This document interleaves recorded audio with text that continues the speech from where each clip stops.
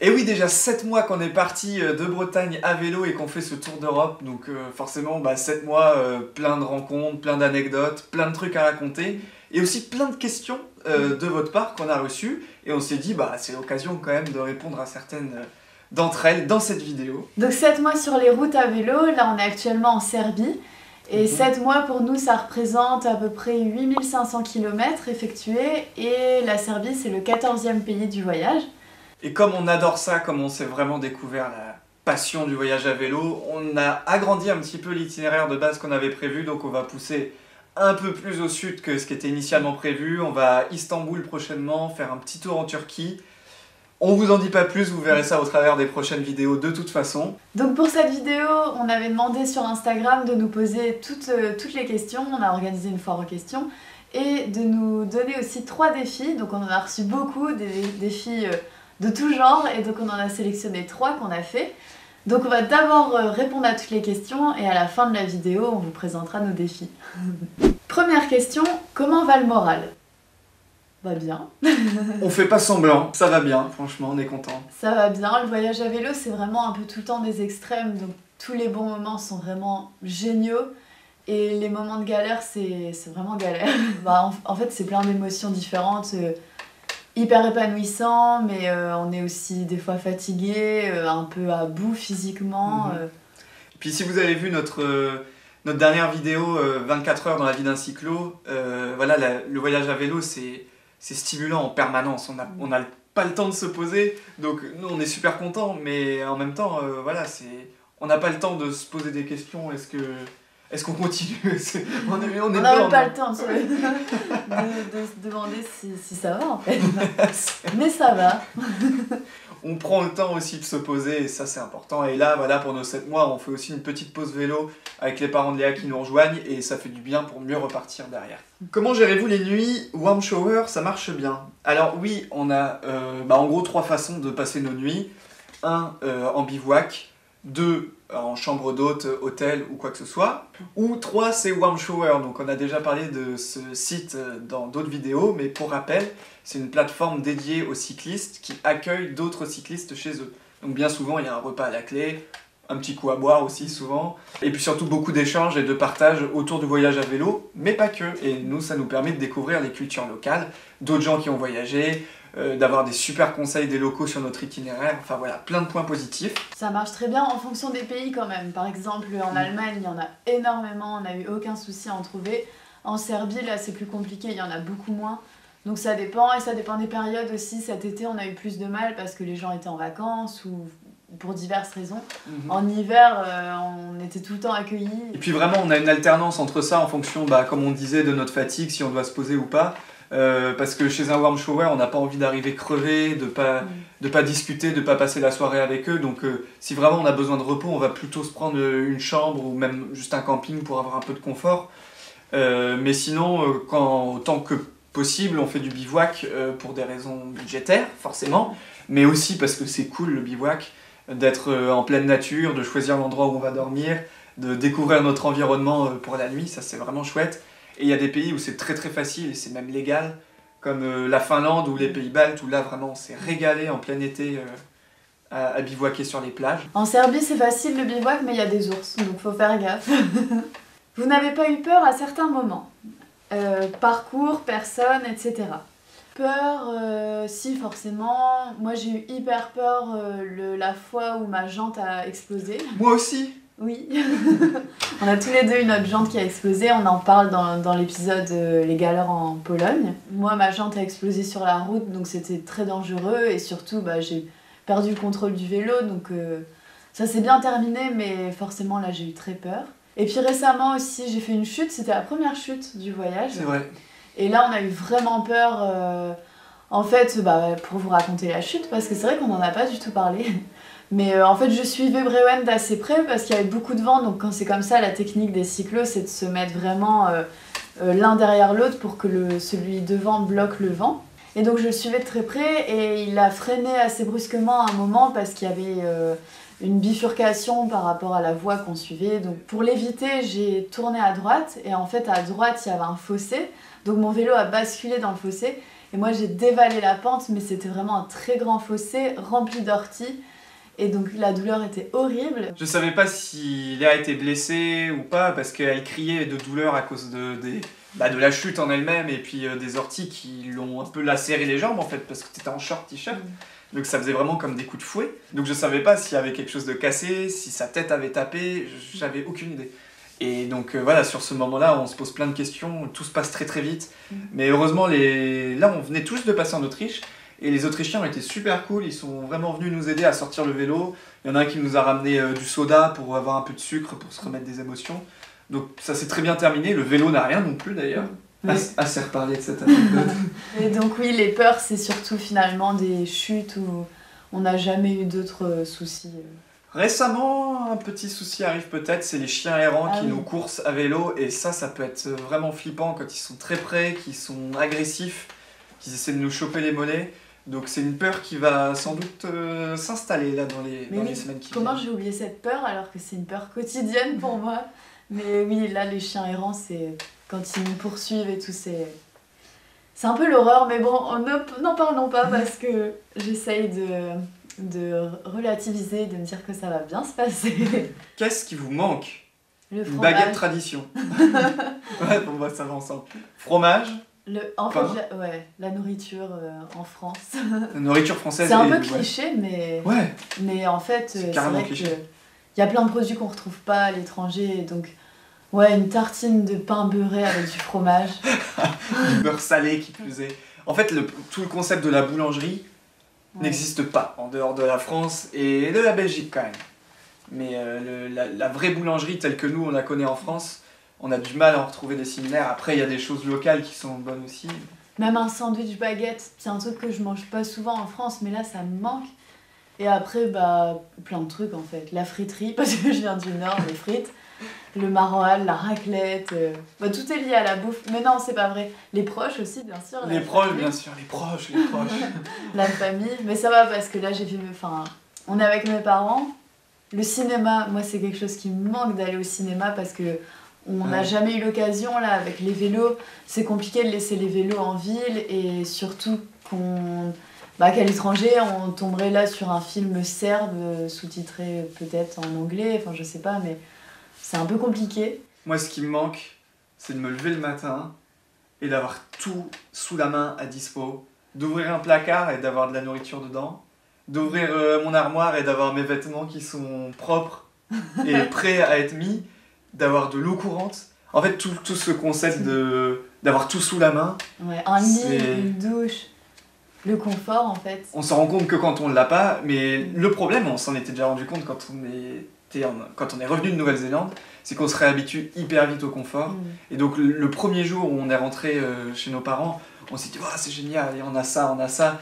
Et dès le lendemain, en fait, c'était normal. Du coup, ça, c'est vraiment quand ça nous manque, on s'en rend compte. Ça, c'est la question qui tue. Vous pensez à la fin du voyage, le retour à la vie sédentaire? Pas du tout. C'est nos parents qui ont posé cette question ou quoi? Bah, ça nous arrive, mais plus quand on pense aux belles choses qu'on va retrouver en rentrant, mais on n'y pense pas concrètement parce qu'on est vraiment le nez dans le voyage. Et au final, les pensées qu'on a, c'est où est-ce qu'on va dormir, où est-ce qu'on va demain, quelle route on emprunte, quel pays on fait après celui-là. C'est vraiment le moment présent. On va pas au-delà de... Si, les pensées qu'on a pour l'avenir, c'est comment on va pouvoir organiser notre prochain projet de voyage et comment on va pouvoir faire un projet vidéo encore un peu plus poussé que cette chaîne YouTube. Donc en fait, nos seules pensées pour le futur, c'est comment on va revoyager derrière. Et là, nos familles sont en stress, en mode... Ils vont encore repartir? On sait pas, on verra. Le plus difficile quand on voyage à vélo? Tout. Le dénivelé, la pluie, les chiens, la nourriture. Le trouver de l'eau, ça c'est trouver de l'eau. Ah, clairement trouver de l'eau. La gestion de l'eau, c'est hyper galère. Il y a des pays où c'est plus simple, mais trouver de l'eau 1 ou 2 fois par jour dans des endroits où il n'y a rien, c'est pas simple. Bah, et puis c'est vraiment quelque chose d'essentiel, donc c'est vite stressant si on n'en trouve pas, ça nous est jamais arrivé, mais... Mais on peut pas stocker. Ouais, c'est On ça. peut pas stocker trop, contrairement à la nourriture, et puis c'est hyper lourd l'eau, donc forcément on va pas... À moins qu'on soit dans un désert et qu'on emmène une poche à eau pleine d'eau, ce qui nous est pas encore arrivé, mais sinon on stocke pas de l'eau comme ça, surtout quand il y a du dénivelé, on le sent tout de suite. Donc oui, moi je dirais ouais, gestion de l'eau. Quels outils avez-vous pris avec vous? Donc j'imagine outil vélo, ça me paraît... Ouais, je pense. Je pense, en tout cas on n'a pas de scie sauteuse avec nous, ça c'est sûr. Donc la liste s'affiche là sur Léa, en ce moment précis. Donc ce qu'il faut pour réparer les pannes courantes d'un vélo, mais pas non plus des pièces de rechange, tout ça, à part les patins de frein, mais sinon pas de pièces de rechange parce que c'est lourd et au final on peut se débrouiller à peu près partout. On l'a vu avec les jantes, ça crée des belles anecdotes, même si sur le moment c'est la galère totale. On reste en Europe, donc pas très compliqué à ce niveau-là. Et l'avantage aussi, c'est qu'on a le même vélo tous les deux, donc s'il y a un souci, on a les mêmes pièces, etc. Donc ça facilite aussi les choses. La première chose que vous ferez en rentrant, bah peut-être aller au cinéma. Moi je pense que j'irai dans un restaurant savoyard manger un plat à base de fromage, une tartiflette. Et puis faire une grosse fête aussi. Ah ouais, bah oui. Mais bon, ça c'est évident. Cela vous donne envie de refaire d'autres voyages ailleurs à vélo? Bah oui, ça on en a un tout petit peu parlé avant. Et oui, évidemment. Enfin, des fois non. Des fois, moi je me dis, c'est mort, je refais plus jamais de vélo. C'était vraiment une idée pourrie. Mais c'est rare. Mais sinon, globalement, oui, c'est... Ça donne plein d'idées. Ça donne plein d'idées. Quels ont été vos meilleurs et pires souvenirs? Meilleurs souvenirs, je pense que c'est l'accueil qu'on a eu chez nos hôtes belges. Ouais. Tu vois de qui je parle? Je pense à ça aussi. Violaine et François. Violaine et François.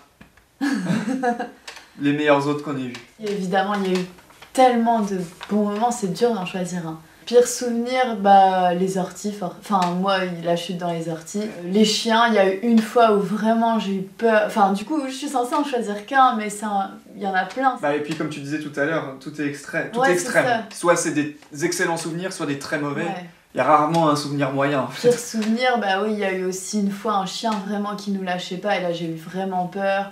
Grosse crise de panique, impossible de m'en remettre, donc il y a eu ça. Je pense que c'est un bon choix, une bonne sélection. Je vous manque pas trop, Mélanie. Si, Mélanie, tu nous manques. Allez, question suivante. On va pas trop s'étaler non plus sur les questions personnelles. Quelles sont vos plus belles rencontres et les pires? Plus belles rencontres, il y a certes tous les autres one showers comme Brewen disait, mais Bien ça sûr. c'est des rencontres prévues qui sont programmées. Mais il y a eu des rencontres spontanées comme ça. Marek, voilà, Marek. J'ai cherché son vrai nom. Marek, donc ça pareil, on en a parlé dans notre vidéo de Pologne, mais c'est un inconnu en fait du bouche à oreille. Ça s'est fait comme ça. Il nous a accueillis en fait sur son lieu de travail qui s'avérait être un magnifique château dans lequel il travaillait. Et en fait, voilà, on a passé la nuit dans ce magnifique château avec le petit déjeuner, etc. Et tout ça gracieusement. Et c'était incroyable de vivre ça grâce à cet homme qu'on connaissait pas. Mais globalement, je pense que les plus belles rencontres, c'était en Pologne parce que ils étaient vraiment tous adorables et humbles et sincères. Ça faisait vraiment plaisir et généreux. Et pire rencontre, moi, je pense aux... Du coup, c'est pas des rencontres personnelles, mais je pense au conducteur en Lituanie. C'était une catastrophe. Ça peut faire partie aussi des pires souvenirs. Ouais, Ils roulaient vraiment comme des fous furieux. Ouais, la Lituanie à la fin on n'en pouvait plus. On est reparti de Vilnius, on s'est dit allez on trace vraiment, on sort de ce pays parce que limite on frôlait la mort à chaque fois qu'on se faisait dépasser. Il n'y a personne en face, les routes sont toutes droites, toutes plates et ils passent à 10 cm des vélos, c'était vraiment horrible. Et je pense que les autres cyclos qui nous regardent seront d'accord avec nous. Pour ceux qui sont passés en Lituanie, c'est vraiment de très très loin le pire pays pour rouler à vélo à cause des conducteurs. Comment faites-vous pour trouver chemin de vélo et piste? Application ou non? Alors oui, application et pas carte papier pour deux raisons. La première, c'est qu'il nous faudrait environ 1000 cartes détaillées de où on va. Après, il y en a qui le font, on pourrait acheter au fur et à mesure, mais c'est une logistique en plus qu'on n'a pas pris l'habitude de faire. Et la seconde raison, c'est que sur application, on peut avoir le dénivelé et, comme le suggère la question, chemin de vélo. Donc, est-ce que c'est du chemin? Est-ce que c'est de l'asphalte? Est-ce que c'est du gravier? Et tout ça, c'est des infos qui sont très utiles pour faire nos étapes parce que 50 km de gravier en montagne russe, c'est pas pareil que 50 km d'asphalte ligne droite.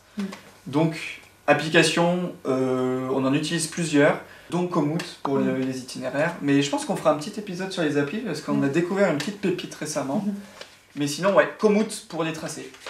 Léa, question pour toi. Quelle protection hygiénique en voyage? C'est vrai que c'est une bonne question, en voyage à vélo qui plus est. Donc j'ai des protections hygiéniques lavables et non jetables, ce qui permet non seulement d'éviter d'utiliser toutes les substances chimiques des protections jetables, donc c'est meilleur pour la santé, et bien meilleur pour l'environnement aussi parce que ça évite une tonne de déchets vraiment hallucinants. Pour le voyage, j'ai des culottes menstruelles, donc ça c'est vraiment génial, je conseille. Donc moi c'est la marque Bertine, c'est les seules que j'ai essayées qui me conviennent très bien. Et j'ai aussi des serviettes hygiéniques lavables de la marque Plim que j'utilise mais pas trop pour pédaler, j'utilise plus la nuit ou le reste du temps. En tout cas ouais, pour le sport, les culottes c'est vraiment le best. Et Bertine et Plim qui sont deux marques françaises. Oui. Et Bertine qui nous accompagne dans ce projet en ayant offert deux culottes, ce qui est super généreux à eux. Donc merci à eux. Évidemment, il y a pas mal d'inconvénients avec cette protection hygiénique, mais toutes les protections hygiéniques ont des inconvénients. Il y a juste la logistique. À la maison, c'est hyper facile, j'avais pris l'habitude. En voyage, il faut les laver, donc ça, dans tous les cas, on doit laver notre linge. Donc ça se fait avec. Par contre, c'est assez long à sécher, donc voilà, moi j'en ai plusieurs pour pouvoir faire un roulement, mais c'est à prévoir quand même. C'est une petite logistique en plus, quoi. Donc voilà, en fait, c'était la dernière question. On passe au défi. Bah ouais. Alors on avait comme défi de ramasser tous les déchets qu'on a sur notre route pendant une journée. Mais en Serbie, c'est juste impossible. On avait prévu de faire ce défi, mais on tombe sur des dépotoirs comme ça à peu près tous les 10 km. Et les fossés sont remplis de déchets, donc même avec toute la bonne volonté, c'est pas possible. Donc place aux 3 défis qu'on a choisis. Défi numéro 1, replier la tente le plus vite possible.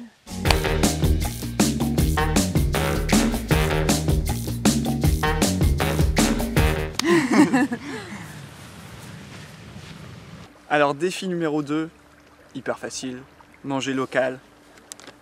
Le borek, oui c'est un petit peu gras. Spécialité des Balkans, donc là en Serbie ça a fait son apparition mais on devrait en avoir en Turquie, en Grèce, dans tous les pays des Balkans. Et c'est une sorte de feuilleté en fait qui est fourré. Ce qui est cool pour nous c'est que ça existe en végétarien, c'est soit à la viande, soit au fromage, soit aux épinards. En l'occurrence celui-là est au fromage. Donc c'est un peu comme de la feuille de brique en fait en couche. Ça nourrit bien et c'est trop bon, là c'est encore tiède en plus de la boulangerie, on en trouve partout en fait. Donc top. Je disais hyper facile parce que ça c'est un truc qu'on fait dans tous les cas, manger local et c'est... on aime bien manger comme on l'avait déjà dit. Et c'est ça qui rend le voyage riche, voilà, de découvrir un peu toutes les spécialités culinaires des pays. Et là c'est cool d'avoir une alternative végétarienne parce que souvent les spécialités sont à base de viande. Donc je pense qu'on va en manger pendant des semaines. Alors défi numéro 3, c'est de troquer cette plante qu'on a ramenée depuis la Finlande, donc ça fait déjà plusieurs milliers de kilomètres, la troquer à un habitant contre un objet de son choix. Donc va falloir essayer de se faire comprendre. On a préparé quand même une petite phrase sur Google Traduction au cas où.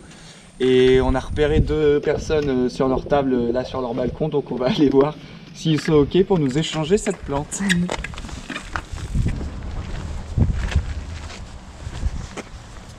Zdravo. Bravo. Francis? Francis? Yeah. Da.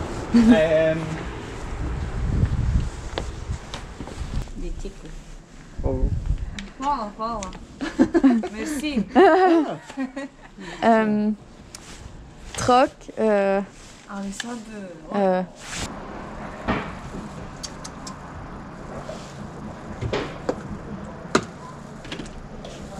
Ah, ok.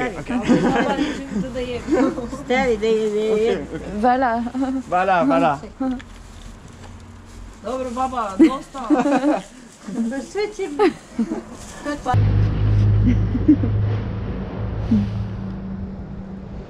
Voilà. Sedite. Ja, samo malo, može? Ah. Sit. Ah, ok. Sit.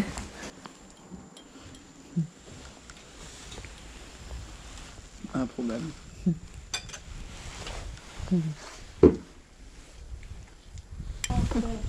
Ciao. Ciao. Bon bah ma plante olive a fait plusieurs milliers de kilomètres depuis la Finlande, mais c'était pas pour rien. Hein.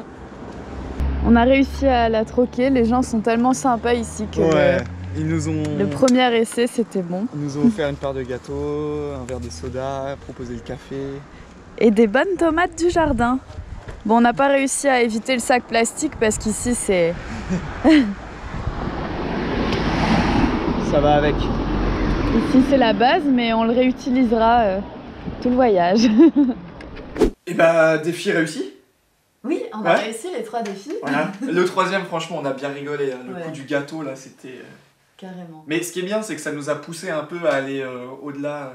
Lancer des petits trucs comme ça, en plus, c'est sympa. Donc n'hésitez pas, même par la suite, si vous pensez à quelque chose qu'on pourrait essayer, n'hésitez pas à nous proposer ça. Ça nous fera sortir des sentiers battus. Et d'ailleurs, on a reçu beaucoup de défis, on a dû en sélectionner 3. Mais il y en avait des vraiment intéressants dont on va pas parler parce qu'on en fera des vidéos spécifiques. Donc voilà, on fera ça par la suite. Et les questions, pareil, s'il y a d'autres questions qui vous sont venues, n'hésitez pas à les poser en commentaire, on sera toujours là pour y répondre.